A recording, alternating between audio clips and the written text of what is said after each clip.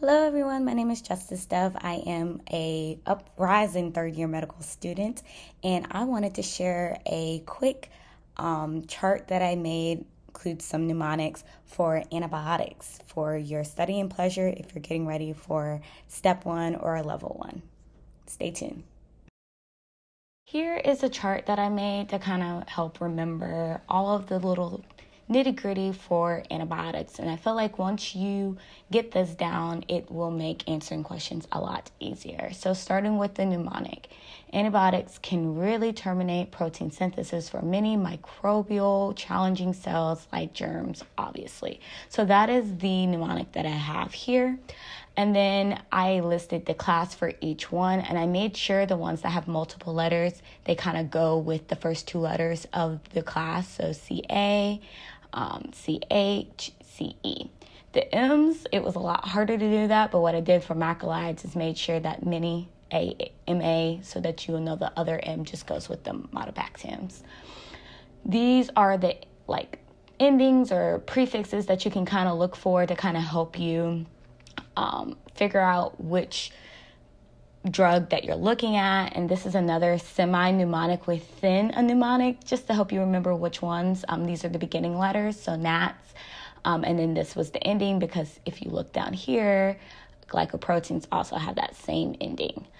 And then there's technically macrolides, but they have some letters in front of it, so then that's how you can differentiate between them. But I have that there for your pleasure.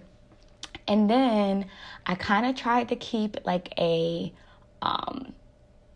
pattern when it came for the mechanism of action. I'll go back to gram-positive or negative organisms like it tackles, but I wanted to kind of come over here to show you the mechanism of action. So with the mechanism of action, I try to kind of have a pattern. So there's something, cell wall, 2 something, cell wall, 3 somethings, and then cell wall. And then you start over, and then it kind of gets jumbled up at the end. But you get the picture that it's somewhat of a pattern when it comes to the cell walls.